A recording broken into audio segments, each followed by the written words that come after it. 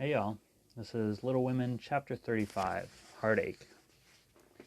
Whatever his motive might have been, Laurie studied to some purpose that year, for he graduated with honor and gave the Latin oration with the grace of a Phillips and the eloquence of a Demosthenes, so his friends said.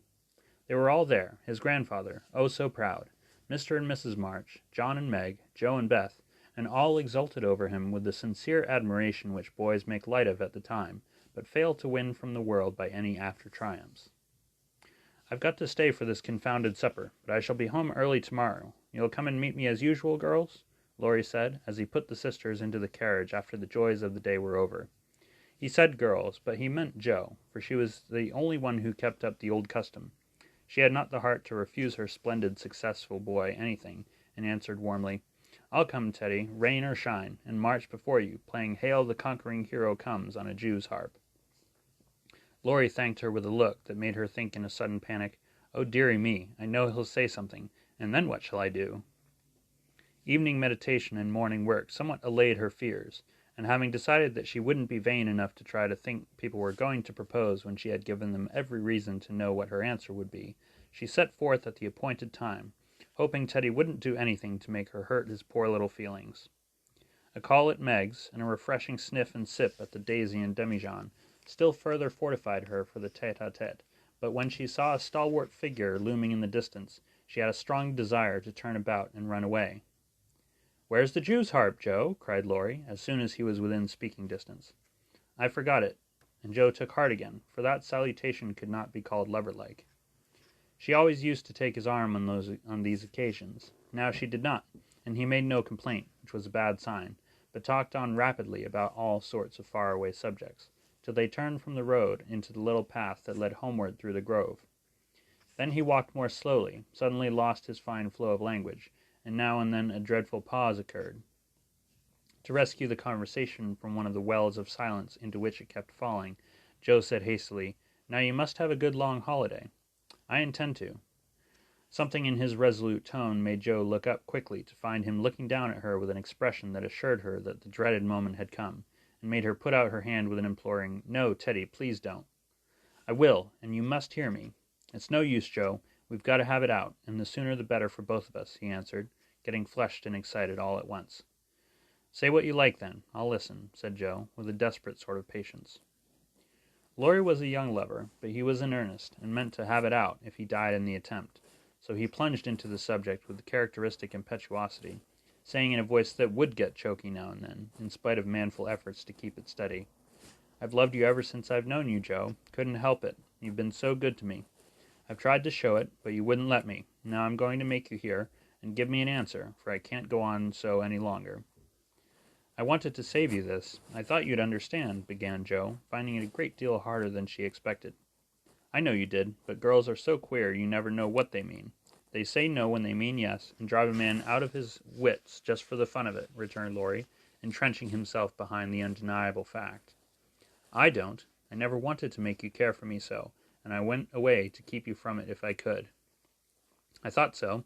It was like you, but it's no use. I only loved you all the more, and I worked hard to please you, and I gave up billiards and everything you didn't like, and waited, and never complained, for I hoped you'd love me, though I'm not half good enough."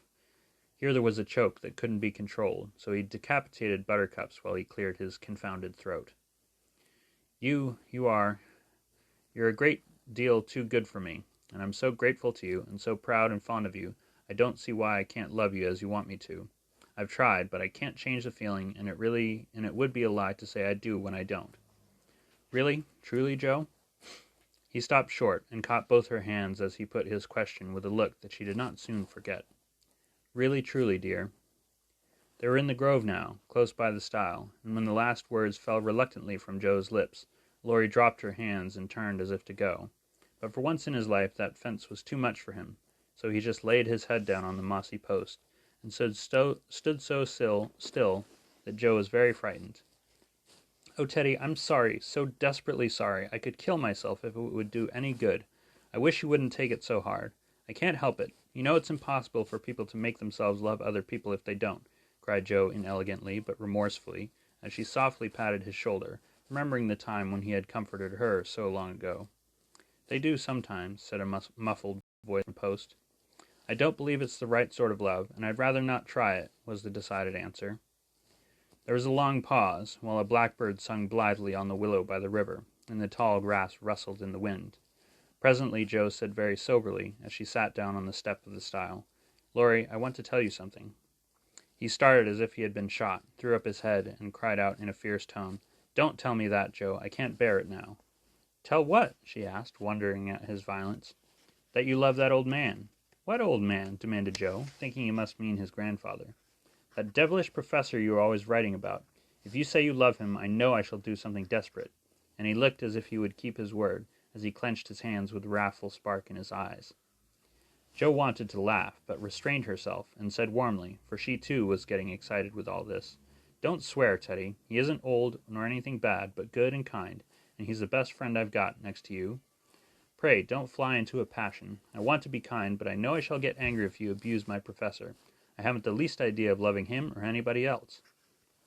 "But you will, after a while, and then what will become of me?" "You'll love someone else too, like a sensible boy, and forget all this trouble." "I can't love anyone else, and I'll never forget you, Jo, never, never," with a stamp to emphasize his passionate words. "What shall I do with him?" sighed Jo, finding that emotions were more unmanageable than she expected. "You haven't heard what I wanted to tell you. Sit down and listen, for indeed I want to do right and make you happy," she said, hoping to soothe him with a little reason, which proved that she knew nothing about love. Seeing a ray of hope in that last speech, Laurie threw himself down on the grass at her feet, leaning his arm on the lower step of the stile, and looked up at her with an expectant face. Now that arrangement was not conducive to calm speech or clear thought on Jo's part, for how could she say hard things to her boy while he watched her with eyes full of love and longing, and lashes still wet from the bitter drops or two her hardness of heart had wrung from him? She gently turned his head away, saying as she stroked the wavy hair which had been allowed to grow for her sake, how touching that was, to be sure. "I agree with Mother that you and I are not suited to each other, because our quick tempers and strong wills would probably make us very miserable if we were so foolish as to—" Jo paused a little over the last word, but Laurie uttered it with a rapturous expression. "Marry! No, we shouldn't. If you loved me, Jo, I should be a perfect saint, for you could make me anything you like." "No, I can't. I've tried it, and failed, and I won't risk our happiness by such a serious experiment. We don't agree, and we never shall. So we'll be good friends all our lives, but we won't go and do anything rash." "Yes, we will, if we get the chance," muttered Laurie rebelliously. "Now do be reasonable and take a sensible view of the case," implored Jo, almost at her wits' end. "I won't be reasonable. I don't want to take what you call a sensible view. It won't help me, and it only makes you harder. I don't believe you've got any heart." "I wish I hadn't." There was a little quiver in Jo's voice, and thinking it a good omen, Laurie turned around, bringing all his persuasive powers to bear as he said, in the wheedlesome tone that had never been so dangerously wheedlesome before, "Don't disappoint us, dear. Everyone expects it. Grandpa has his heart set upon it. Your people like it, and I can't get on without you. Say you will, and let's be happy. Do, do." Not until months afterward did Jo understand how she had the strength of mind to hold fast to the resolution she had made when she decided that she did not love her boy, and never could. It was very hard to do, but she did it, knowing that delay was both useless and cruel. "I can't say yes truly, so I won't say it at all. You'll see that I'm right by and by, and thank me for it," she began solemnly. "I'll be hanged if I do," and Laurie bounced up off the grass, burning with indignation at the bare idea. "Yes, you will," persisted Jo. "You'll get over this after a while, and find some lovely accomplished girl who will adore you, and make a fine mistress for your fine house. I shouldn't. I'm homely and awkward and odd and old, and you'd be ashamed of me, and we should quarrel. We can't help it, even now, you see. And I shouldn't like elegant society, and you would, and you'd hate my scribbling, and I couldn't get on without it, and we should be unhappy and wish we hadn't done it, and everything would be horrid." "Anything more?" asked Laurie, finding it hard to listen patiently to this prophetic burst. "Nothing more, except that I don't believe I shall ever marry. I'm happy as I am, and love my liberty too well to be in any hurry to give it up for any mortal man." "I know better," broke in Laurie. "You think so now, but there will come a time when you will care for somebody, and you'll love him tremendously, and live and die for him.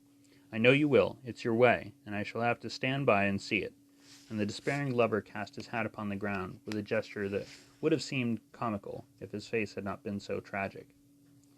Yes, I will live and die for him, if he ever comes and makes me love him in spite of myself, and you must do the best you can," cried Joe, losing patience with poor Teddy.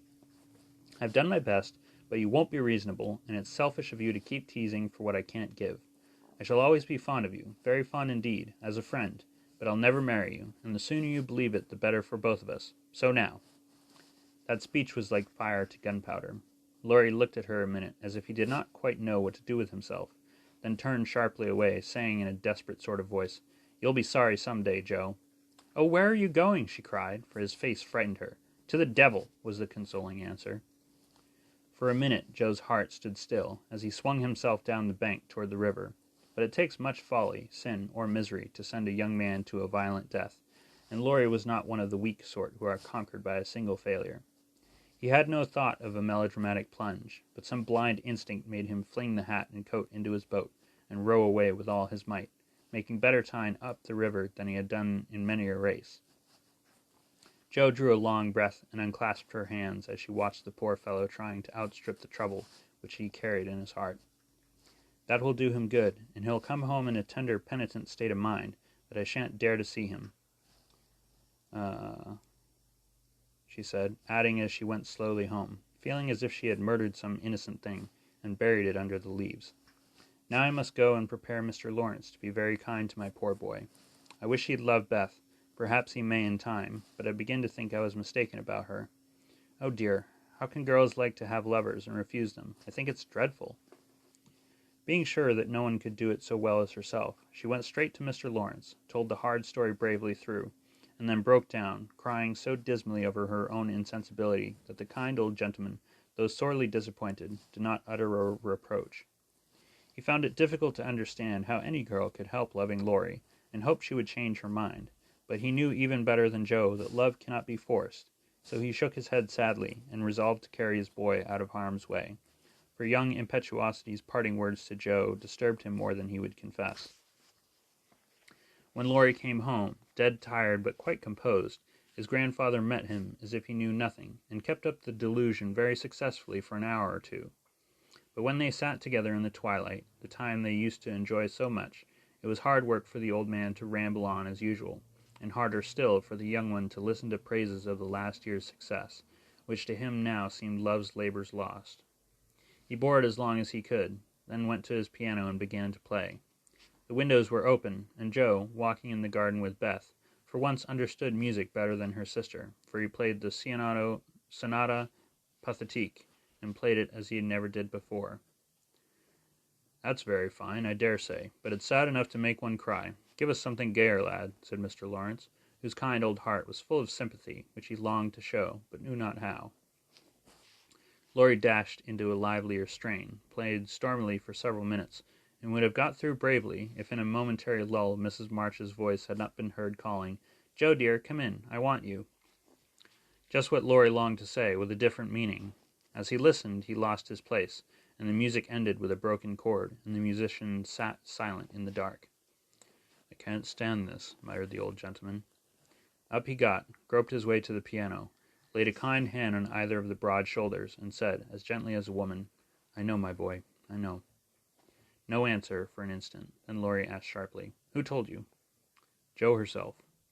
"Then there's an end of it," and he shook off his grandfather's hands with an impatient motion, for though grateful for the sympathy, his man's pride could not bear a man's pity.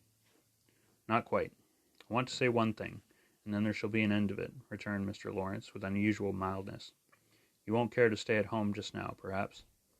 "I don't intend to run away from a girl. Joe can't prevent my seeing her, and I shall stay and do it as long as I like," interrupted Laurie in a defiant tone. "Not if you are the gentleman I think you. I'm disappointed, but the girl can't help it, and the only thing left for you to do is go away for a time. Where will you go?" "Anywhere. I don't care what becomes of me," and Laurie got up with a reckless laugh that grated on his grandfather's ear. "Take it like a man, and don't do anything rash, for God's sake. Why not go abroad, as you planned, and forget it?" "I can't." "But you've been wild to go, and I promised you should when you got through college." "Ah, but I didn't mean to go alone," and Laurie walked fast through the room with an expression which it was well his grandfather did not see. "I don't ask you to go alone. There's someone ready and glad to go with you, anywhere in the world. Who, sir? Stopping to listen. Myself. Laurie came back as quickly as he went and put out his hand, saying huskily, I'm a selfish brute, but, grandfather. Lord help me, yes, I do know, for I've been through it all before, once in my own young days, and then with your father. Now, my dear boy, just sit quietly down and hear my plan. It's all settled, and can be carried out at once, said Mr. Lawrence, keeping hold of the young man, as if fearful that he would break away as his father had done before him. Well, sir, what is it? And Laurie sat down, without a sign of interest in face or voice. There's a business in London that needs looking after. I meant you should attend to it, but I can do it better myself, and things here will get on very well with Brooke to manage them. My partners do almost everything. I'm merely holding on till you take my place, and can be off at any time. But you hate traveling, sir. I can't ask it of you at your age, began Laurie, who was grateful for the sacrifice, but much preferred to go alone, if he went at all. The old gentleman knew that perfectly well, and particularly desired to prevent it, for the mood in which he found his grandson assured him that it would not be wise to leave him to his own devices. So, stifling a natural regret at the thought of the home comforts he would leave behind, he said stoutly, Bless your soul, I'm not superannuated yet.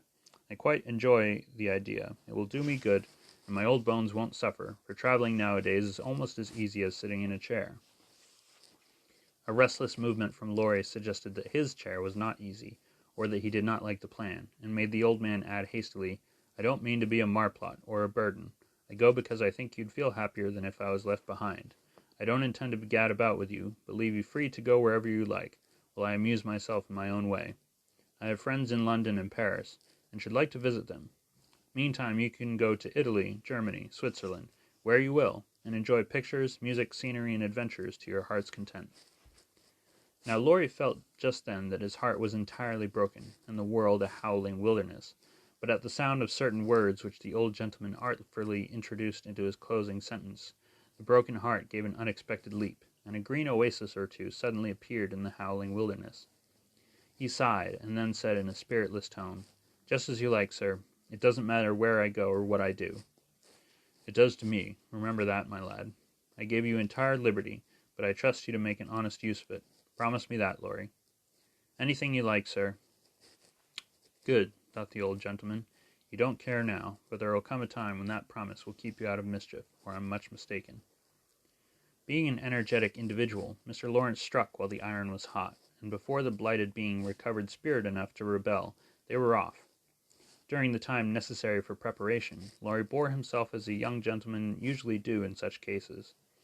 He was moody, irritable, and pensive by turns, lost his appetite, neglected his dress, and devoted much time to playing tempestuously on his piano, avoided Jo, but consoled himself by staring at her from his window, with a tragic face that haunted her dreams by night, and oppressed her with a heavy sense of guilt by day. Unlike some sufferers, he never spoke of his unrequited passion, and would allow no one, not even Mrs. March, to attempt consolation or offer sympathy. On some accounts this was a relief to his friends, but the weeks before his departure were very uncomfortable, and everyone rejoiced that the poor dear fellow was going away to forget his trouble, and come home happy. Of course, he smiled darkly at their delusion, but passed it by with the sad superiority of one who knew that his fidelity, like his love, was unalterable. When the parting came, he affected high spirits, to conceal certain inconvenient emotions which seemed inclined to assert themselves. This gaiety did not impose upon anybody, but they tried to look as if it did, for his sake, and he got on very well till Mrs. March kissed him, with a whisper full of motherly solicitude. Then, feeling that he was going very fast, he hastily embraced them all round, not forgetting the afflicted Hannah, and ran downstairs as if for his life. Jo followed a minute after to wave her hand to him, if he looked around. He did look round, came back, put his arms about her as she stood on the step above him, and looked up at her with a face that made his short appeal both eloquent and pathetic. "Oh, Jo, can't you?" "Teddy, dear, I wish I could." That was all, except a little pause. Then Laurie straightened himself up, said, "It's all right, never mind," and went away without another word. Ah, but it wasn't all right, and Jo did mind, for while the curly head lay on her arm a minute after her hard answer, she felt as if she had stabbed her dearest friend, and when he left her without a look behind him, she knew that the boy Laurie never would come again. Thus ends chapter 35. I love you all. Have a good night.